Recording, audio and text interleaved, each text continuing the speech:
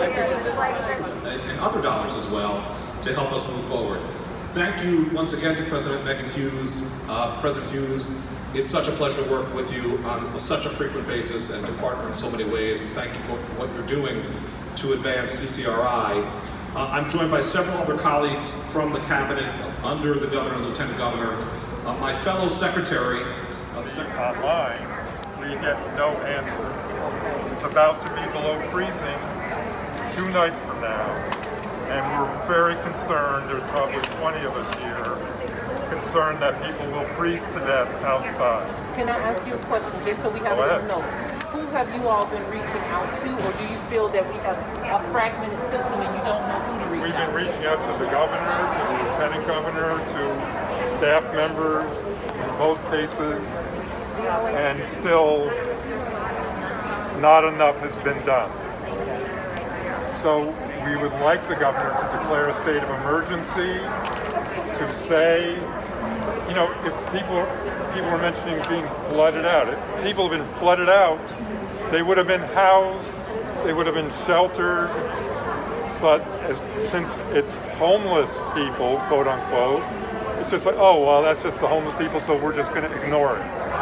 Or we're going to let the nonprofits deal with it. Right now we have a situation, we have outreach workers here, the 2 of them right here. The governor actually came out to the encampment that's been on the news with Sabina, a whole bunch of other elected officials, like half of city council for Providence, and those people were put in a hotel privately, but for only 2 weeks.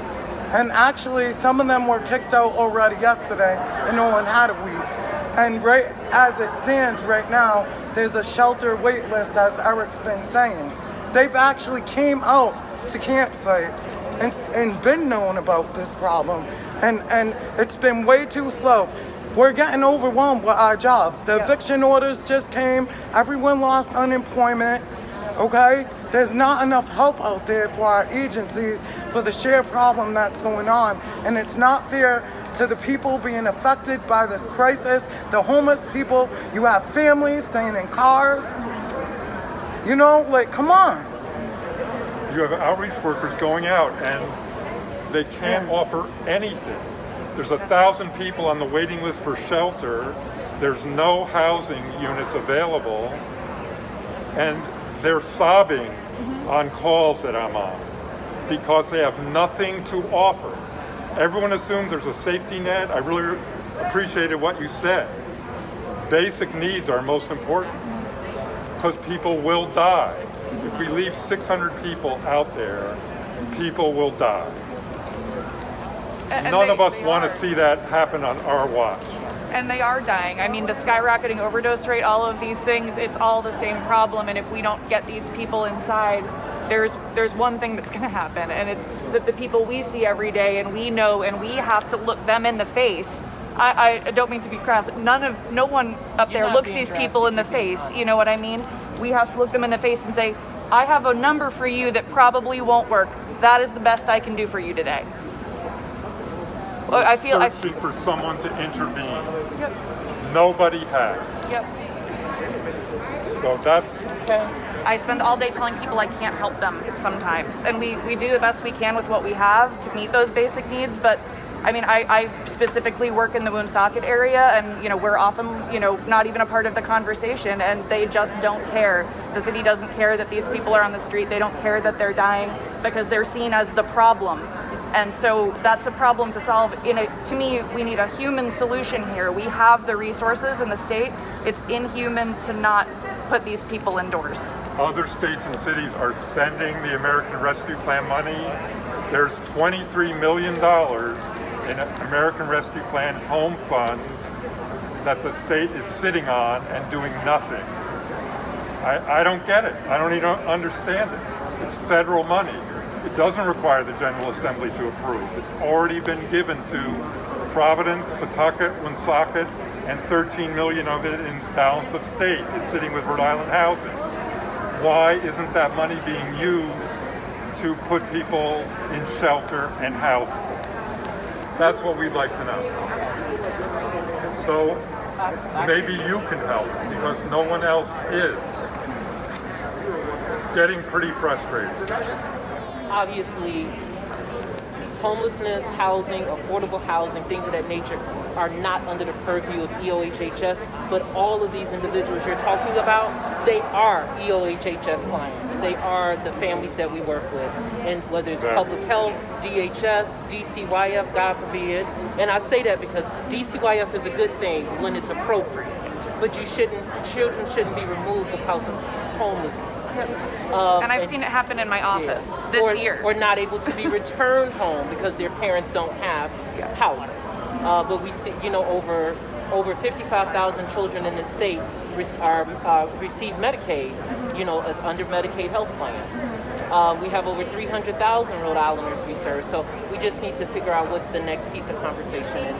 Okay. Housing. Yeah. I feel like the state has relied on the housing stock it has, and we don't have enough.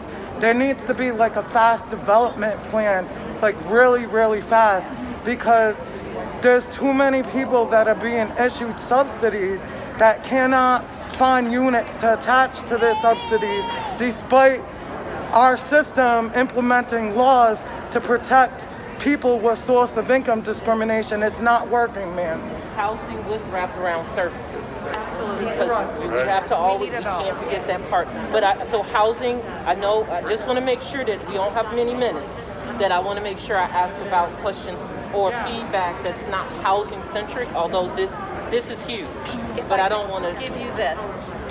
I'm with One Neighborhood Builders, and we've worked with a coalition, Homes RI Coalition. We've shared this with you already. We need more housing. The housing stock is not enough. This state has been afraid of housing for decades in many communities, and we need to figure out how to create housing all over. And I know you're trying to move the right, but conversation. housing for everyone, Housing not just for those everyone. who make six figures. Every It's gotta single be person. And that's for all those that's who are- getting developed are these condos that nobody can afford, and the rents are so outrageously high that even with the vouchers, they can't use them because the rents are higher than what the vouchers allow. It's a backward system. It really is. In addition to the immediate crisis, building more housing will be part of the long-term solution for 2030. That housing should be highly energy efficient and all electric, because putting new gas stoves, new fossil fuels in, and all of that is going to drive up energy bills, drive up toxic exposures in the house, and we can do it for low cost, no extra cost, and make that really stable for people so that there's not the housing issue. So we're talking a lot about housing and all the attending services around it. One of the difficulties in identifying and implementing solutions is twofold. One, that departments don't talk to each other, don't share data, so it's very difficult for us to demonstrate with the data that those systems respect, that there are issues that we know how to solve.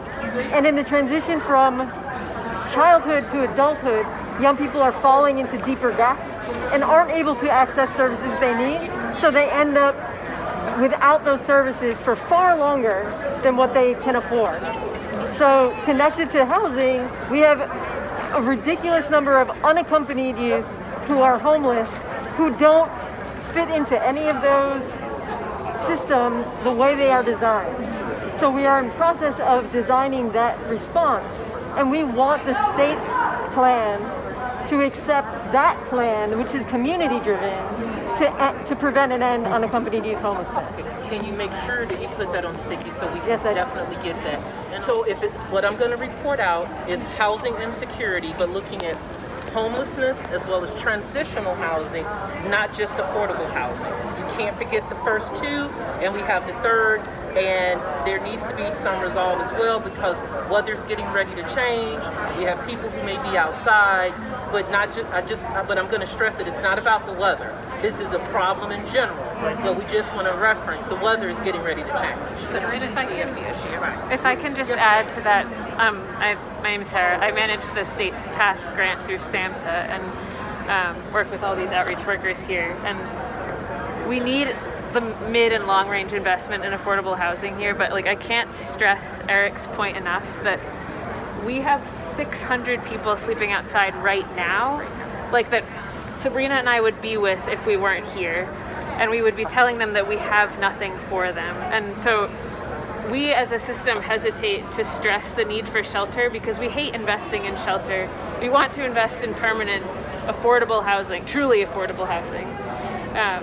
But right now we need shelter too. We have people that have COVID and are sleeping outside because there's nowhere for them to go. We have moms with kids sleeping outside because there's nowhere to go. We have so many people outside. Our shelter list is over 1,000 names long. That's not even the housing list, that's just shelter. I just added 2 more today, including a brand new person to the system. It's been going up since the spring, and like, we need a solution today, and we've been asking the governor's office for months. We need him to declare a state of emergency. Should bring it to him directly. Get rid of it. When I started this work in 2014, there were 40 families on a wait list for shelter, and I was appalled by that. The thought of children in cars is just, it's heartbreaking, it's so wrong, it's something we should never have allowed. And now we have, what are the last? Close to 200 families. Yeah, close to 200. Yeah.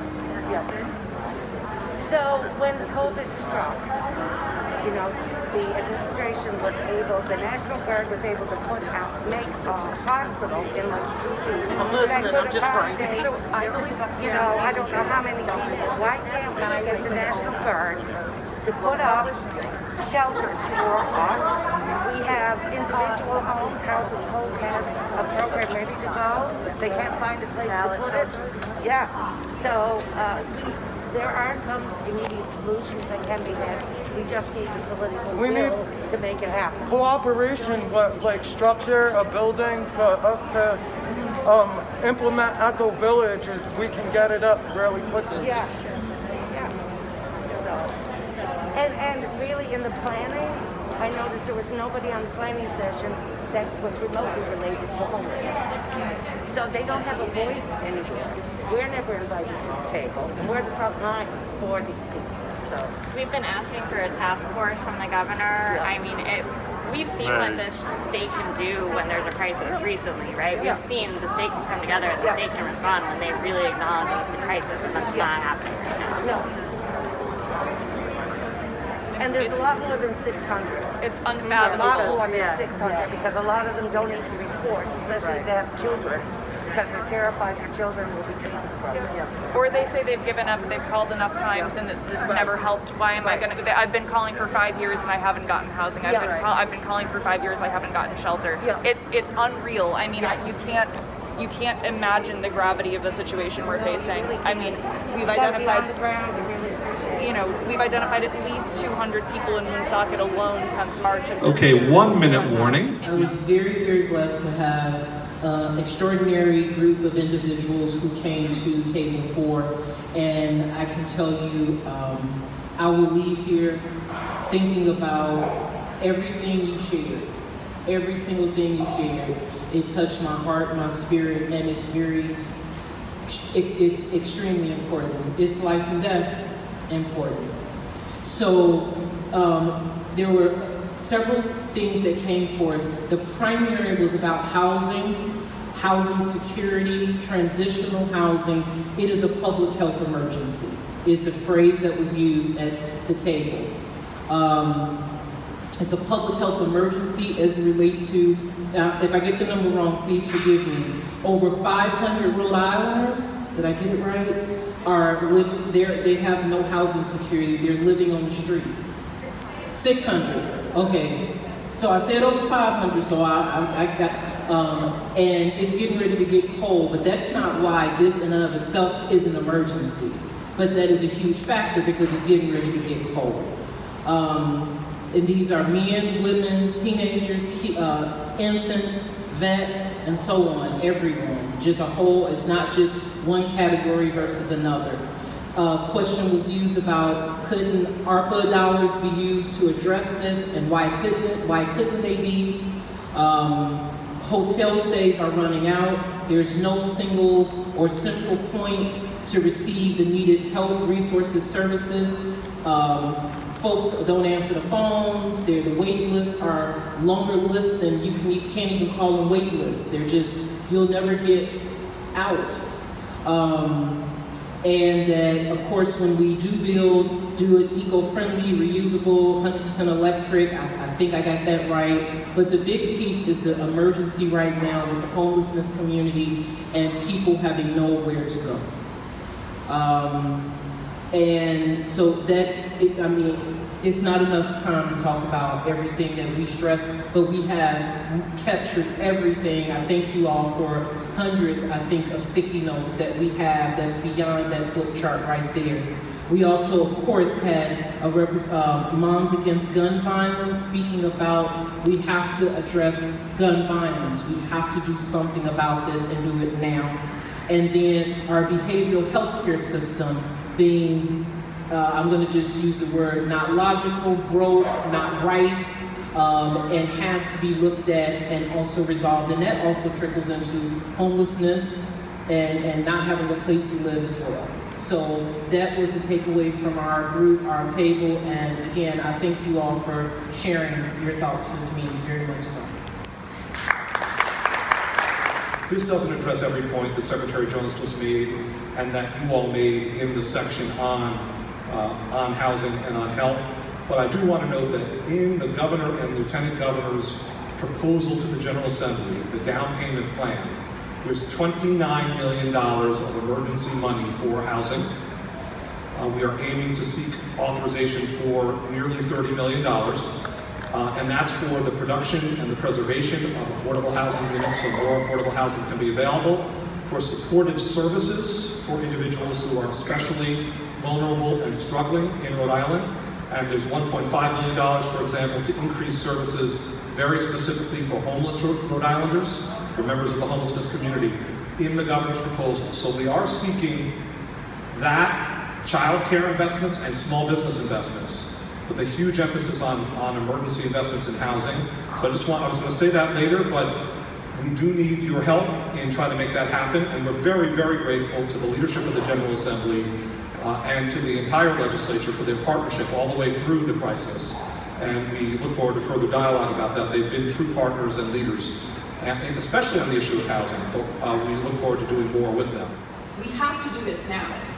We're burning out all of the people who have been either frontline heroes through this entire pandemic. We're at the end of our road here, and we need a lifeline, and we need to know that you're hearing us, and we need to know that you care, that the people we look at and look face every day and tell them, we can't help you. All I can do is give you a pair of socks today. I know you need housing. I can't help. Everybody who I work with, I've been in this field for 3 years. I work with people who have been doing it 20, 30 years, and this is the worst it's ever been. This is unprecedented. The numbers that they're giving you are only the people who have gotten onto the list. This is a crisis. We're missing people too. Like, I just need to know that something's going to be done about this, because we don't have much left in us. Thank you very, very much.